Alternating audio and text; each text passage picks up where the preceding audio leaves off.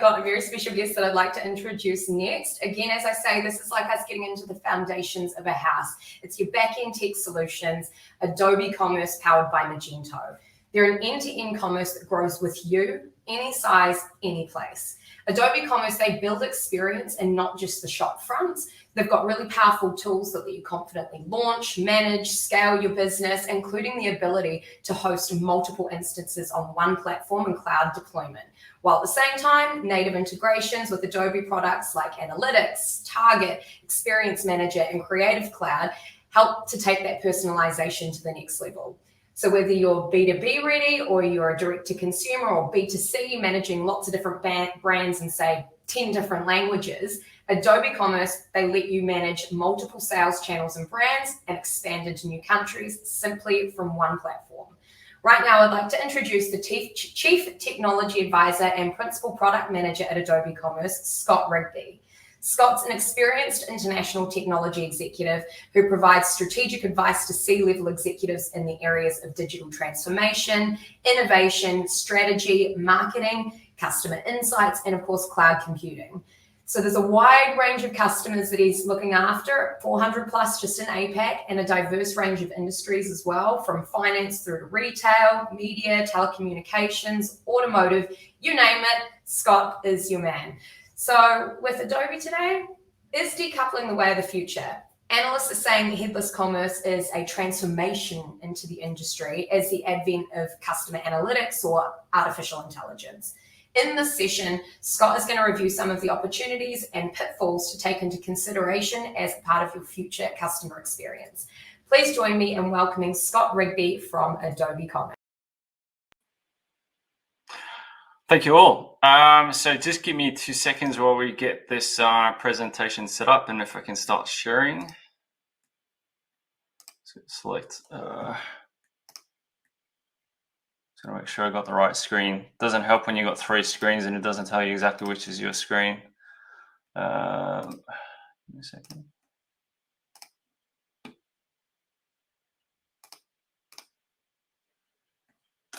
I'll swap this. So hopefully you can see what I'm seeing. So good morning all.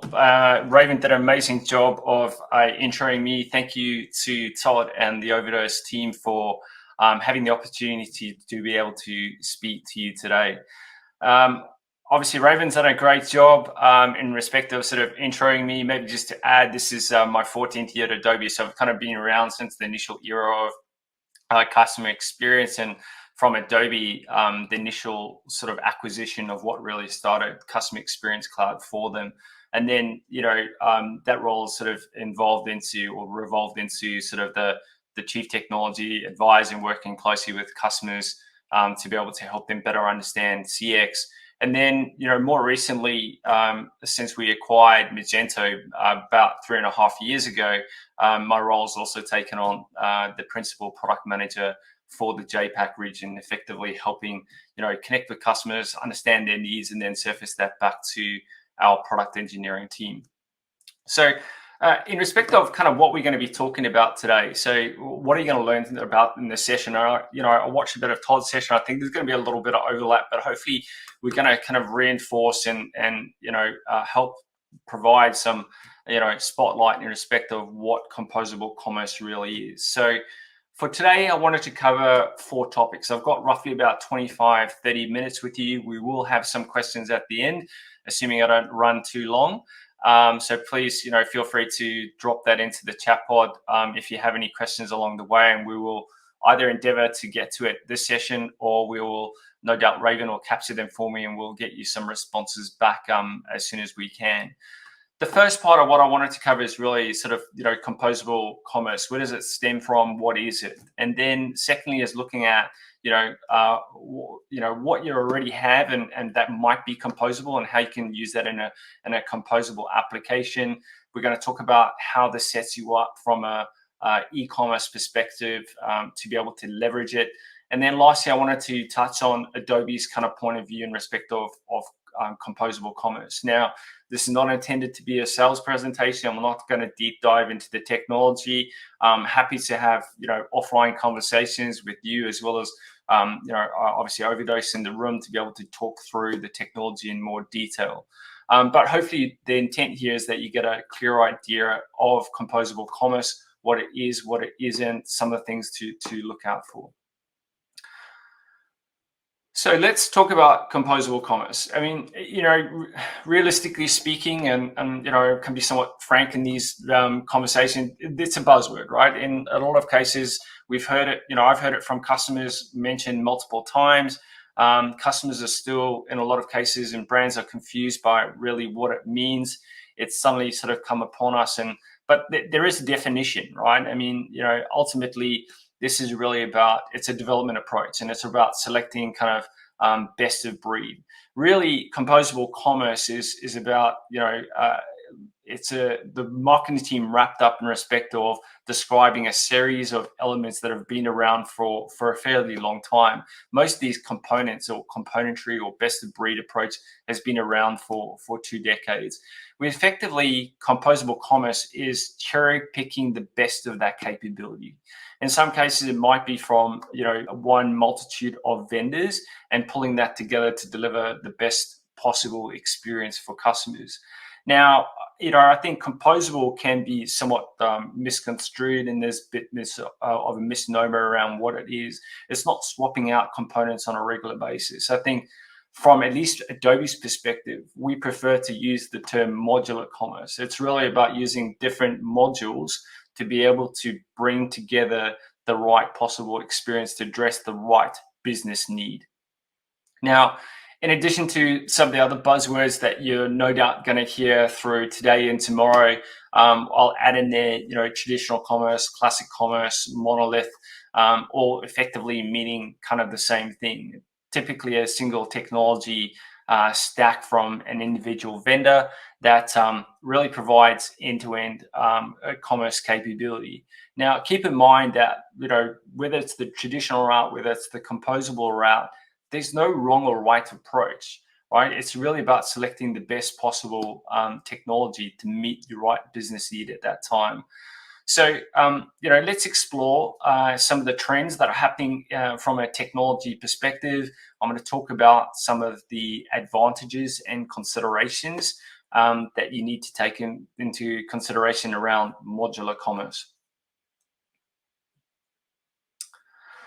So let's look at the tech trends, right? And if you can see from the green arrow here, this is the Gartner hype cycle. That composable commerce is really just a hype word at the moment. It's in the same way that omnichannel was for years and years, right?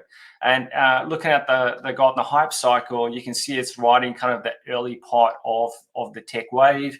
If we look at things like API-based digital commerce, it is right at what they call kind of the peak of inflated expectations, right? Now we're still in the early stages of business users kind of getting to grips with composable commerce, right? They don't really know; they're still trying to understand this. Hopefully, through today and tomorrow's sessions, you're going to get a better understanding of what it is and isn't. There's a lot of interchangeable usage of words in respect of composable and headless and microservices. But a lot of businesses don't really necessarily know why they need it. They don't understand the implications of adopting it, a composable architecture. And so part of that is really to ensure that through these kinds of sessions, we're educating you in respect to that. Caught sort of the tail end of Todd's presentation. You did a great job there of sort of highlighting some of the pros and cons, and I'm going to do a few more. Hopefully, I'm going to add to that so that we get a much broader understanding across it. Now, from my perspective, this approach of best of breed is not new in this region at all. In fact, for my, and I'm going to date myself here, the 2 decades that I've been operating in technology within this space, we've kind of gone through that best of breed, best of suite kind of trends, peaks and troughs. Now, if you look at customer experience as sort of the initial wave around best of breed, going back sort of 12 years ago, there was this, best of breed approach, and we saw it come from North America through Europe through to ANZ. and there was the shift towards utilizing multiple technology components from multiple vendors that had the right, met the right needs of the business across a whole bunch of use cases. Now, if we look at Asia came much later to kind of the CX investment cycle, and probably looking at sort of 6 to 8 years ago, and they shifted and went straight to what's called best of suite, an integrated technology platform. And the intent behind that was really that they didn't have necessarily the technical chops and know-how, they didn't have experience. They needed something that kind of plugged and played and worked together already to be able to get up and running as quickly as possible, but also potentially leapfrog, those that made early investments. At the end of the day, again, it's not really, there is no right or wrong here. And I'll show you something shortly in respect of kind of what's happening from a regional trend perspective, but it's about advocating the best approach, not a technology, to ensure business success. So let's have a look at some of the regional trends. Now, the data that I'm showing you here, this is from our digital trend survey that we run annually. And you're actually the first audience to see this. This is actually hasn't even been released into market yet. I'm only showing you one discrete graph here. But this is actually a white paper that's going to be available next week. Our global APAC trend data is already out 2 weeks ago. You're welcome to go and download it. But I thought this is really relevant to kind of the conversation that we're going to be having today. This is obviously a piece that's focused around hurdles, around what are some of the biggest challenges around CX. And the interesting thing here is really the degree of pain that practitioners are feeling around particularly technology integrations, right? And between different technology systems. So, and this is, when we look at the global data, this is very similar to kind of what we're seeing in North America and EMEA. Now, that pain is, like I alluded to, is not necessarily being as felt as poignantly as in Asia and India, because they were later to the party. They went a slightly different route in respect of their technology investments. But what we really are seeing from an ANZ perspective is this shift towards simplification or standardization of technology stacks for operational, priority for practitioners, and be able to, help support that across their business. It's also helping businesses really try and reduce their technology and the breadth of vendor dependencies. There's this rationalization of technology that's going through at the moment. They're effectively pruning their systems, they're modernizing their applications, they're bringing technology together under an underlying platform. And so, this is something that really needs to be taken into consideration in respect of kind of your maturity and your ability to be able to take on, modular commerce, is your ability to be able to see the true value out of that investment. And yes, there are costs and benefits and time to market that come up, and we'll talk about that very shortly. But you also have to weigh that with some of your ability to be able to manage some of the additional complexity comes with it. I know Todd was sort of talking about that in his latter slides. Let's talk about some of these advantages, right? So what are some of the advantages of composable modular commerce? Well, this ability around sort of continuous deployment, right? The ability to be able to, separate out your technology capabilities, be able to develop them independently, be able to deploy that. You don't have this, tie-in between, say, front end, the back end business logic, specific deployment cycles where you can only do releases. That no longer exists. You have full flexibility here to ensure that you're getting the latest applications and capabilities as soon as they're released, and be able to keep up the rapid release of those new features. You also have the ability to independently scale, and that could be scaling your way to market across different regions, across different brands, across different types of channels, etc. But you also have the ability to be able to scale the types of componentry that you're using, or the modular aspects of composable commerce. And there's flexible, ready to use kind of products that in some cases come out of the box and are ready to use. Some require additional customization on top. And yes, there is this lower cost of ownership. So instead of potentially buying the full breadth of commerce capability, you can be discreet in respect of the types of services that you might need now and start to ramp that up over time. But there are also, two sides to the coin in respect of cost of ownership, and I'll talk about that now. So let's look at kind of the considerations, right? What are some of the things that you really need to think about? The one that really comes top of mind for me, and this is really where kind of investment is going, is around sort of artificial intelligence. And I'm a big proponent of this. I've seen some of the benefits. Adobe is actually one of the biggest hires of AI talent globally. We literally have hundreds of AI services that we use across our products, and some of the amazing capability that we can deliver through that. Now, as you start to fracture out your commerce capability into different types of modules, that's going to become more challenging and be able to kind of bring the data back, not just from an analytics perspective and be able to drive insights and actions, but actually bring the data back into a singular location to be able to then run machine learning and deep learning services over the top of it. And then more importantly, again, is pushing the insight from that back out into the individual technologies to be able to execute that experience. Maybe I'll give you two examples, and you're welcome to go and sort of, check these out. They're both on YouTube. So there's one AI experience, which is called hashtag AI experience by Adobe. We released this capability, and really I want to just highlight from how far AI has come in respect of customer experience. So if under hashtag AI experience, we effectively are demoing the capability to be able to create an entire experience on the fly. And we could do that for not just one, but hundreds, if not thousands of different types of, and tens of thousands of audience segments.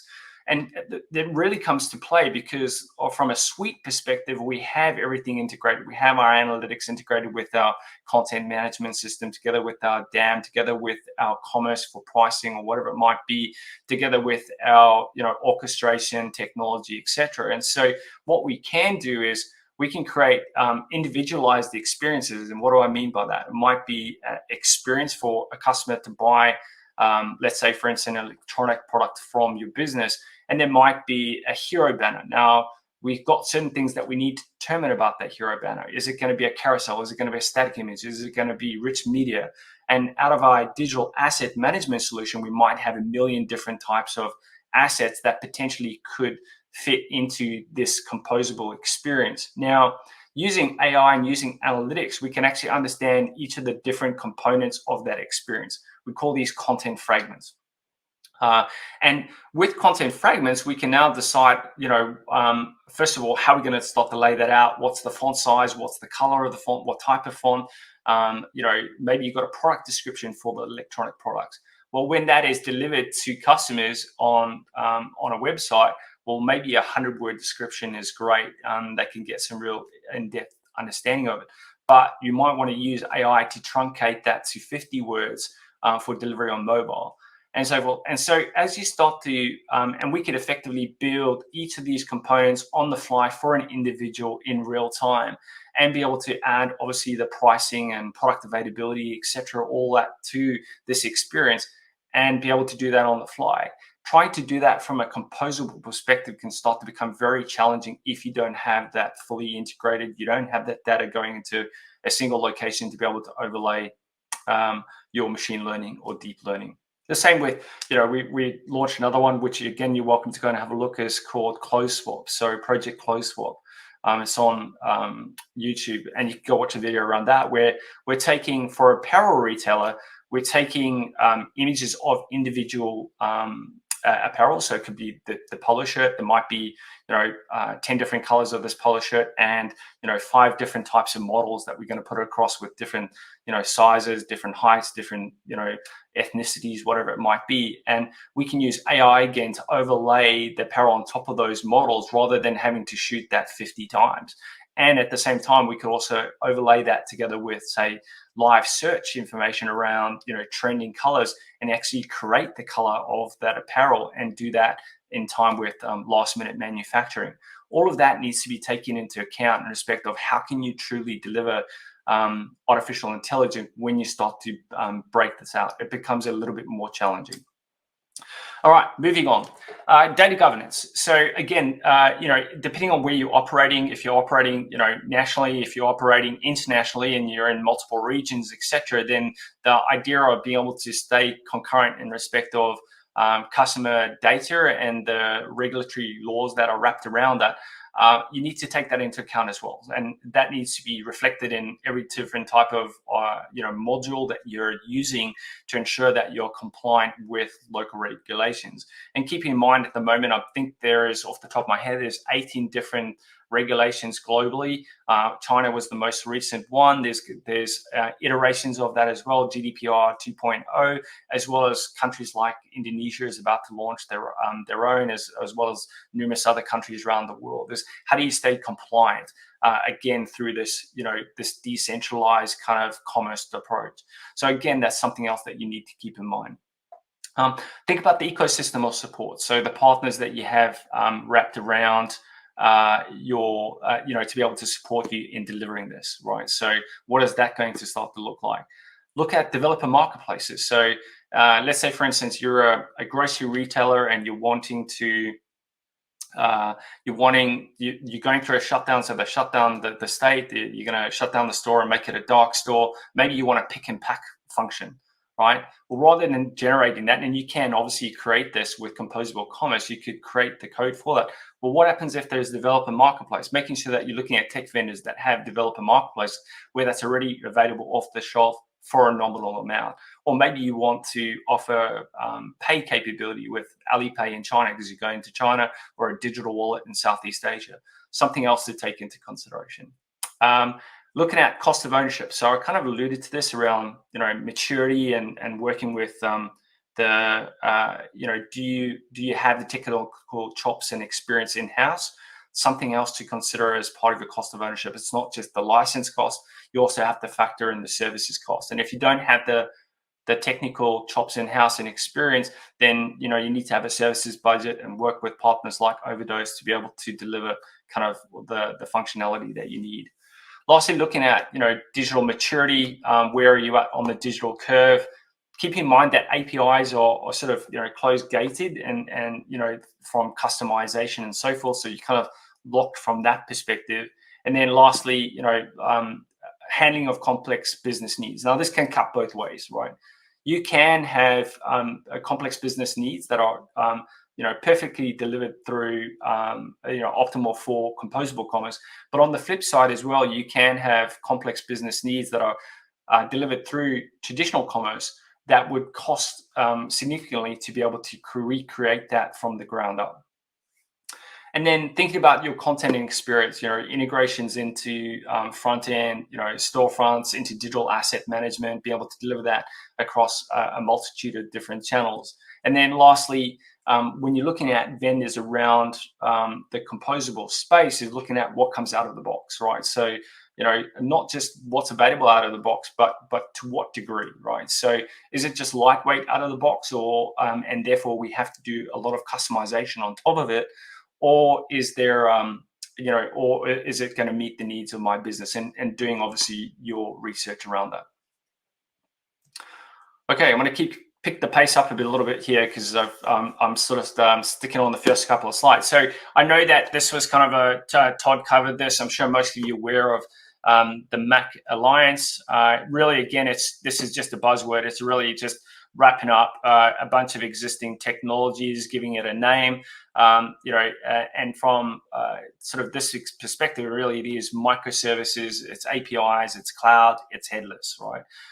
Those are kind of the four key components. And for Adobe, we've had some of this capability. APIs, sort of the headless capability we've had from kind of the get-go, and then we've sort of added on some of the other componentry later on, and I'll talk more about that shortly.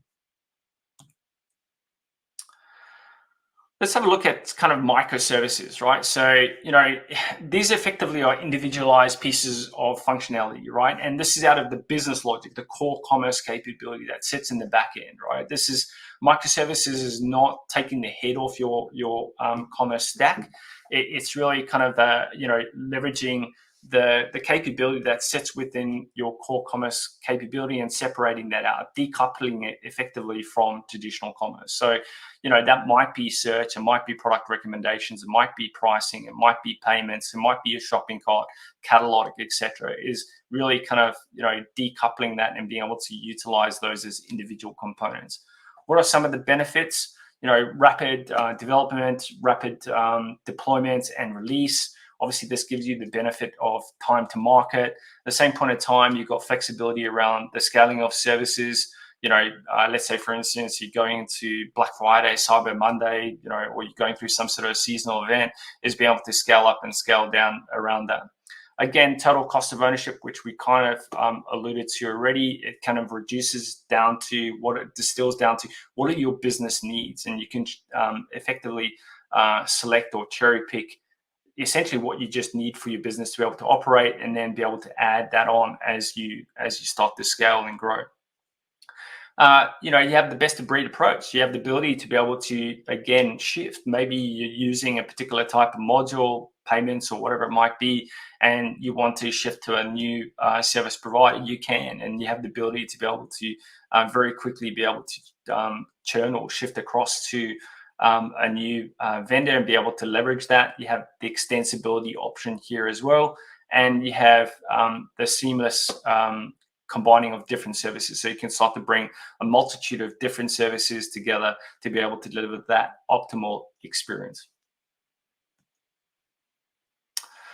What's next? Well, of course, when we're talking about the pillars, Mac, we're going to the A, and the A, of course, is APIs. And, why is this combination so important with microservices? Well, effectively, APIs are providing kind of that front-end experience to, layers to the back end, and they're allowing you to be able to connect those microservices through.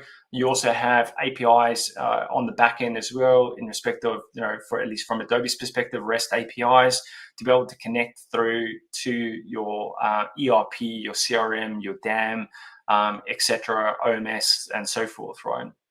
Now, I'll put this in the context of Adobe for a minute. And most modern APIs, like those from Adobe, use kind of the GraphQL APIs, and we use the gPRC framework to be able to transport this. And effectively, we built this bespoke, at least from Adobe's commerce perspective, to ensure really, really fast delivery of experiences to customers. GraphQLs effectively give you the ability to be able to deliver discrete data to customers in that experience, rather than delivering a fire hose of data that's not necessarily needed. And that's been an area that we've heavily invested in, and it definitely shows from our performance results. This is really just, summarizing some of the benefits of APIs. I'm sure I don't have to summarize this too much, but really the key benefits are flexibility, simplification, accelerated time to market, and scalability. Talking about cloud, well, once we've kind of putting this piece of the puzzle together, so we've got microservices, you've got API, well, what's the next thing? Well, the next thing is we need to host this somewhere, right? And, cloud effectively gives us, again, scalability, flexibility, it decreases overhead. We can have our microservices hosted in the cloud, and they really go sort of hand in hand. And, cloud really is providing that ability to, expand as your business grows into new regions, new product lines, new brands, etc. You can reduce your overheads again through sizing up and sizing down, as well as leveraging services that are available, like managed services, if you don't necessarily have kind of that capability in-house, and be able to ramp up scale through kind of seasonal cycles. The other things is around sort of, you can always start to add one component. Once you've had one component, you can always start to add others. And, lots of merchants that Adobe works with are effectively leveraging AC or API cloud model to be able to deliver this. And the last one in the set is really around, headless, which is really, the decoupling. Now, this is, kind of what you see in front of you, a single decoupled backend that encapsulates all the business logic, then separated by kind of an API layer. I mean, in layman's terms, effectively, we're taking the experience layer and we're separating it from all of the commerce business logic layer, right? And there's different types of heads that you can put on top, and you can use multiple different types of heads. You might use, and you'll see an example later, you might use PWA, so Progressive Web Apps, which effectively is the native app on websites, so you kind of get the native app look and feel. You might use PWA for certain brands. You might use experience architecture, so this is highly personalized experiences for other brands, or you might use them in different channels. You also then have the ability to use a custom head, so you can stick some other front end on the front of your commerce and be able to leverage that. And I'll give you a couple of custom examples shortly. But that custom end might be for something like your kiosk or your point of sale in store, or your some sort of digital interactive display that you have in store. And headless can effectively be used wherever you want. And once you have consumed it by API, you can consume that effectively anywhere after that. So just, I guess, riffing along on kind of like the headless approach here, which is, one of the things is that, looking at, and I kind of talked about this in the previous slide, which is once you have the API in place, it's the same service, you get kind of feature parity and functionality everywhere else. For merchants, you kind of get unconstrained control to be able to leverage that across all of the capability that you are building. You have kind of future-proof the capability as well. So as you start to explore new realms, new channels, excuse me, then you can start to leverage the APIs that are already being built in place. So a number of merchants are exploring kind of the AR, VR space. I don't know if there's a lot of traction there at the moment, but if you wanted to leverage it in that realm, you certainly have the capability to be able to do so. The other key benefit here is also being able to separate your development capabilities, right? So you might be using React or JS on the front end. Those developers versus, say, your core business logic developers, which might have PHP skills or whatever other code you use on the back end, building sort of robust processes behind the scenes. You can separate that out and start to have teams working separately, be able to deploy independently, etc. And there's a lot of benefits that go along with that. I just wanted to talk very quickly about, where has Adobe come from and where are we going to, right? So if you indulge me a bit, like I mentioned, this is not a sales presentation. This is really just to help you understand how commerce technology has evolved over time. So, back in its day, back in when it was called Magento, we first came out with kind of that classic commerce architecture. And, this is where there was no microservices. It was a coupled front end and back end. There was no cloud offering. And we're using sort of REST and SOAP APIs, which are great if you want to send, great reams of data across, but are not super optimal when it comes to delivering that e-commerce, amazing experience in real time. As we moved through to 2016, we moved to Magento 2. And that really allowed us to, as we maintained that kind of classic architecture, we started to introduce various types of services. So we built out Progressive Web Apps in conjunction with, closely with Google.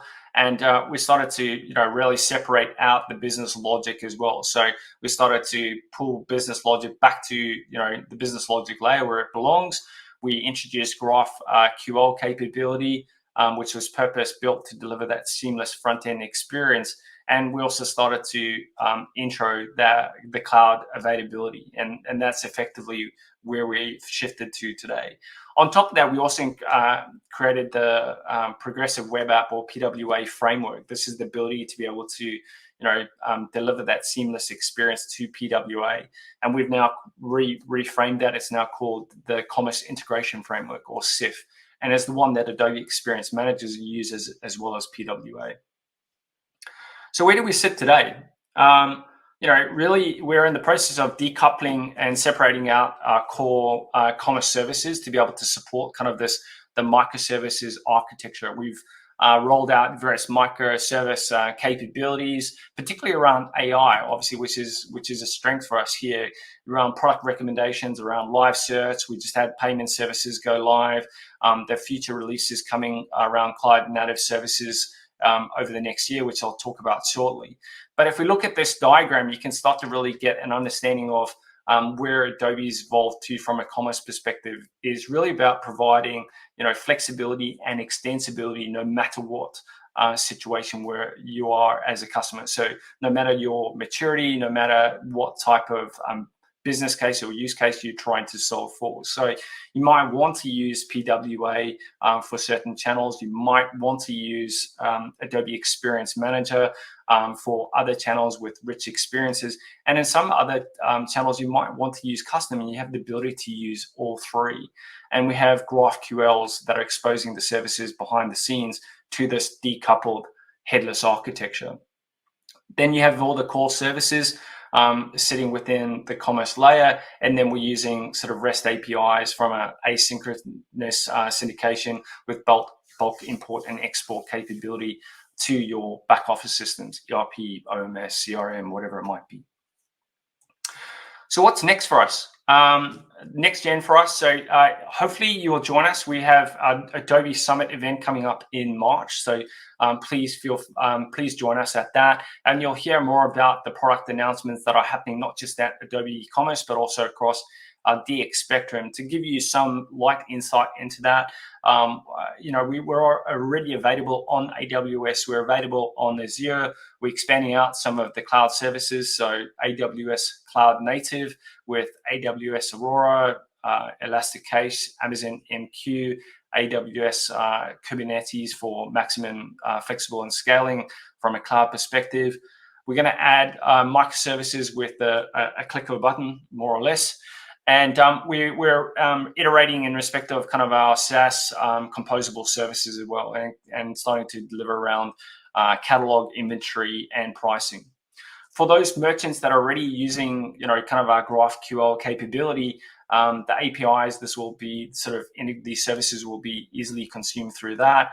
For customers that are leveraging kind of the classic open core architecture, for business critical applications, we're going to give customers flexibility there to be able to adopt these new SaaS services through kind of the existing modules. Very quickly, I want to talk about a couple of customers in kind of this realm, right? So Alshire Group is probably one of the biggest. In fact, I think it is the biggest, world's largest brand franchise operator. And they have 4,500 stores across the Middle East, across Russia, across Turkey, across Eastern Europe. And they run brands like, American Eagle, H&M, Bed & Bath, Victoria's Secret, and so forth. And so, they've, really, if you want to talk about sort of testing the scalability and the breadth of support required, this is a great example of a full throttled retailer really using Adobe Commerce. They use a global reference architecture. So this is our bespoke sort of recommendation of how you actually grow and scale and implement technology to be able to deploy from a global perspective. And they've seen some amazing results, right? So, through 2020, and feel free to, obviously, please join us at Adobe Summit. We've got an update around Alshire and some of the results that they've seen. But through 2020, they saw a growth of over 200% in year-on-year traffic. And this is obviously going through kind of the COVID period. But on top of that, in specific months where they've seen sort of seasonal impacts, there's been a 17x increase in respect of the performance and the need to be able to support quite significant growth. And they're launching sites literally within weeks. On top of that, they're using a multitude of front ends, one of them being Acquia, and they're also using a number of our microservices around sort of product recommendations and live search and the like. InBev, AB InBev, I'm sure most of you are familiar with, Budweiser, Stella, Corona, etc., biggest brewery in the world, $5.6 billion. they in revenue, they are leveraging Adobe Commerce within the LATAM, so sort of the South American region, Mexico being kind of the first port of call in respect of that deployment. They're using both Vue as well as PWA. So again, they've got multitude there in respect of headless capability. And then they're also doing integrations with Miracle, with the Kino, etc., as well as a number of the microservices that are available from Adobe. And again, they've seen some pretty amazing results. $6 million GMV within the first month, supporting over 10,000 businesses. And then lastly, TiVo, which hopefully most of you know. This is sort of American, digital streaming content, both hardware as well as services. From a media perspective, subscriptions, etc. They're using Experience Manager, so they're using our content integration framework there to be able to leverage both the DAM capability that supports kind of the content from a streaming perspective as well as the end consumer perspective, together with the commerce capability and being able to deliver that through headless as well as various integrations on the back end. We're kind of getting towards the end here, which is really around, I just want to switch things a little bit and talk about some of the questions that come up from organizations from the business context, and kind of taking this back to the business context, which is, two of the most common questions we get is around composable commerce, right? And, how do we reduce the impact on the organization? And secondly, if in respect of kind of moving towards composable commerce, is there a reduced need for a team of specialized people? Let me answer the question one, right, which is around the reducing the impact on the organization. Yes, the likelihood is that you will see a reduced impact, reduced complexity will reduce the impact on the organization. But as Todd talked about, and what I've also talked about, is it really depends on your maturity, your bandwidth and experience in-house to be able to handle sort of the modular commerce. But at the same point in time, if you start to add too many microservices, for instance, well, you could actually make your implementation far more complex. And so increase the burden on your organization. So you obviously have to keep that in mind. Secondly, around, specialization of people. Look, that's a bit harder to define. I mean, really, back in the day under sort of the classic commerce architecture, yes, you needed some specialized people that kind of cross both the front to the back. Now, obviously, you can start to separate that out and you can get some, benefits from that, but you might also need more people that are, specialized in those unique areas, but also gives you a huge amount of flexibility, but also easier to find people to be able to do, say, just, React or JS versus PHP versus trying to cross the threshold across all of them. So certainly there is some benefit there. And then, let's talk about quickly just the 4 pillar benefits here, which is, performance, flexibility, scalability, and time to market that modular commerce is going to provide for you. So kind of wrapping it up here, which is really, from a composable term, this is not about replacing individual components quickly. It's really kind of a misnomer, right? And, really what we are talking about here is modular commerce. So the ability to be able to, focus on that, I think is going to be much easier for people to be able to kind of grasp that. You don't want to replace components all the time. What you do want to do is create, the flexibility, the extensibility, and architecture by using these different types of modules. And then, there are the key benefits, right? We kind of talked about it: flexibility, extensibility, time to market, total cost of ownership. And then, from Adobe's perspective and in partnering with Overdose, we'd love to continue to work with you to be able to orchestrate your future org and commerce experience together. Kind of closing this out, is Composable headless? Yes, it is, but it's a bunch of other things too, right? We talked about kind of the microservices, we talked about sort of the cloud, we talked about, headless. Composable is really the ability to be able to, fracture down and break out individual components to deliver both best of breed, but also the services that are most needed by your business to be able to resolve the business problem or use case you're trying to solve for at that point in time. So hopefully that was a good overview of Composable Commerce. I want to thank you again for your time today. I will stop now. I've got sort of roughly about 3 or 4 minutes for some questions if they've come up. Otherwise, if there are additional questions, feel free to reach out to me. You can see my contact details on the page in front of you, so please feel free to reach out directly.